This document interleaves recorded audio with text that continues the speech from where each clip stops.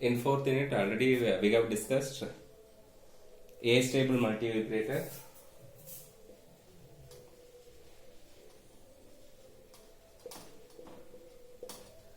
It is also called free running oscillator. So since we don't give any input to the astable multivibrator, we are generating square waveform as output. It has two quasi-stable state, semi-stable state, two semi-stable state, which means circuit itself, the state will change automatically, and in collector we will get square waveform as output.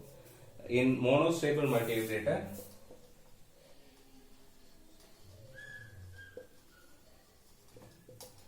actually it is not an oscillator.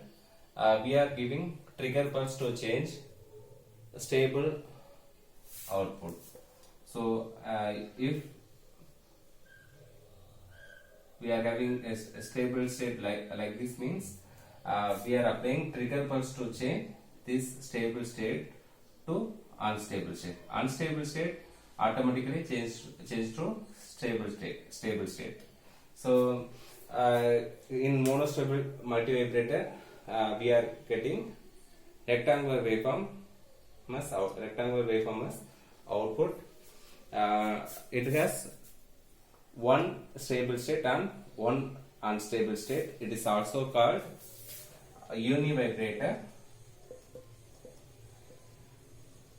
or one-shot multivibrator. One-shot multivibrator. In this class, we are going to see about bistable multivibrator.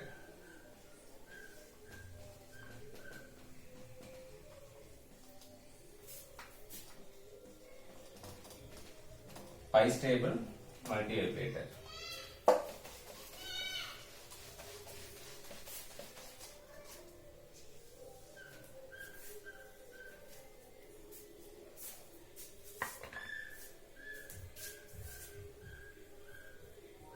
The bistable multivibrator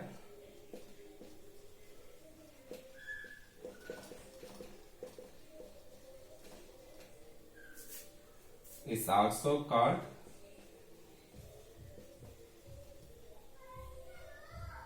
flip-flop. We know flip-flop has two states. Either it holds the binary information, either 1 or 0. Similarly, bistable multivibrator also has two stable state. We can store either 1 or 0 using bistable multivibrator. So bistable multivibrator also called flip-flop. It has two stable states. So it has two stable states. So we are applying two triggering pulses to change stable states. Here also we are applying triggering pulses to change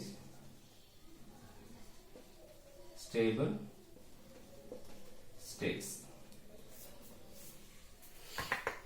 Let me see the circuit diagram of monostable multivibrator.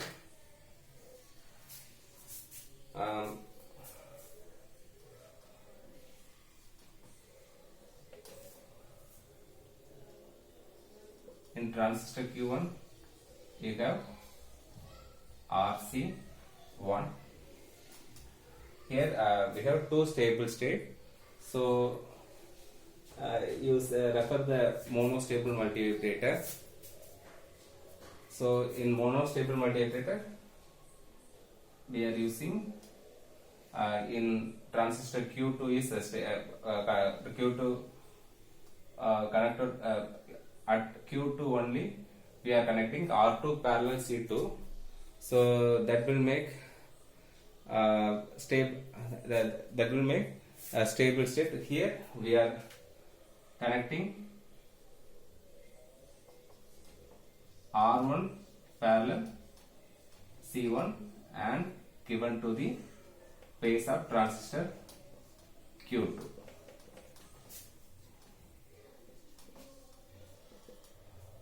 Both emitters are grounded. Similarly, Q2 also we are giving RC1 and we are applying supply voltage plus VCC. Here we give R2 parallel C2. R2 parallel C2, and we are connecting to the phase of transistor Q1. So this two state, it has two stable state, so we have to change stable state by applying external triggering pulse. So here we are applying external triggering pulse through a coupling capacitance. Here we are applying set trigger pulse. Similarly, here we are applying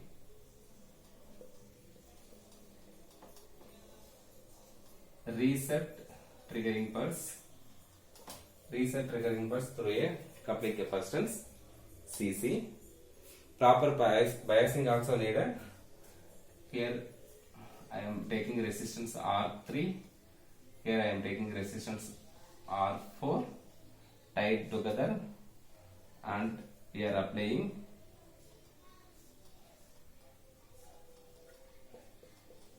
base biasing voltage VBB.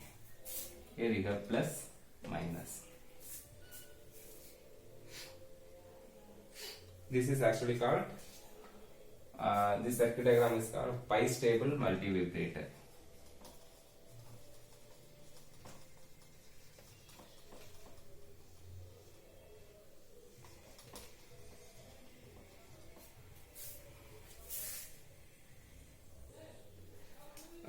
As usual, you consider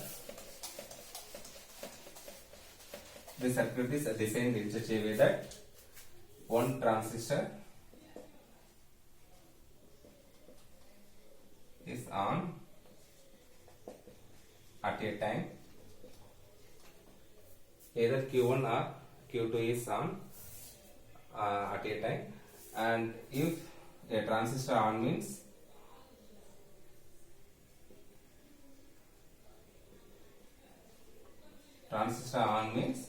its VC voltage is VC saturation and VB is VB saturation approximately.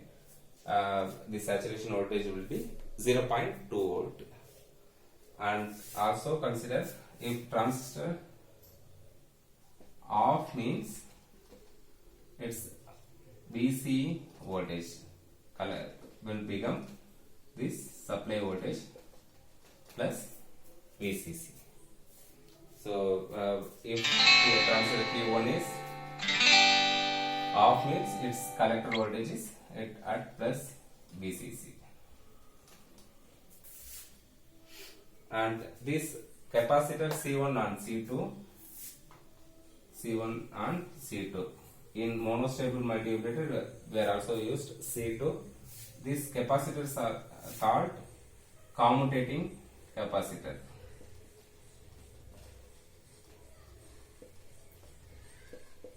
Which is used to speed up the transition. So it is used to change the state in fast manner. So to change the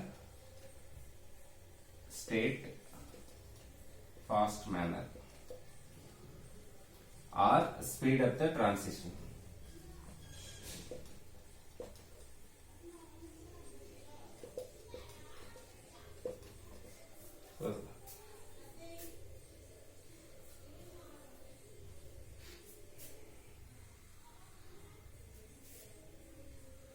Now we see the operation of bistable multivibrator.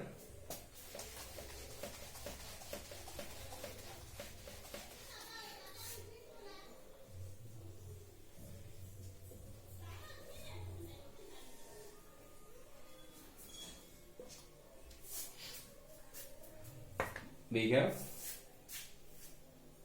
VB1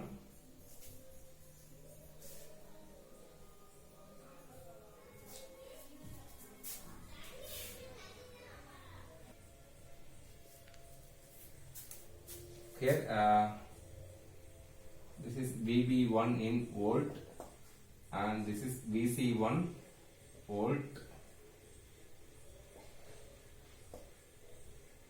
This is VB2, and this is VC2 in volts.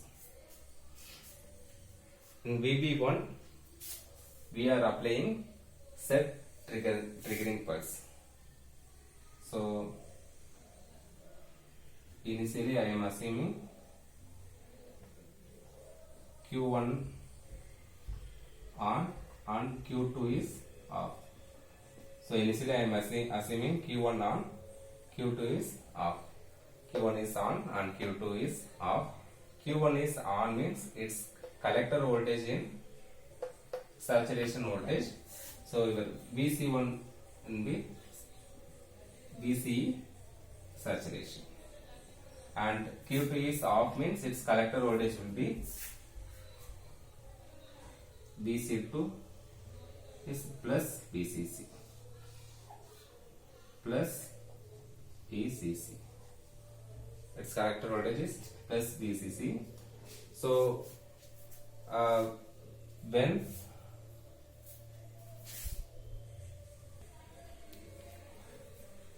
when we apply reset pulse in VB2, so we are applying reset pulse in reset pulse which is active for some short duration only. So we are applying trigger pulse which is active for very short duration only. So we are applying reset pulse. So which reset pulse makes transistor Q2 is Q2 will become on. So here you have Q2 is on, and if Q2 is on means Q1 will be off. So this reset pulse makes transistor Q2 is in on condition. So now we know that Q2 on means its collector voltage goes to B saturation voltage, VCE saturation, and Q1 is off, so it goes to plus VCC plus VCC. So when at this point the set pulse is applied to the base of transistor Q1. So set pulse is applied here, VB1. Here we have VB1. Here we are applying set pulse. So this set pulse makes transistor Q1 will become on. So Q1 is on, and Q1 on means Q2 off. This VC1 goes to VCE saturation, and VC2 goes to plus VCC. Since Q2 is off condition, so its collector voltage is plus VCC. So this cycle is repeated. You will get a square waveform output in collector point. In collector point you will get square waveform output. Here you have two stable state. The two stable states are changed by this reset and set pulse.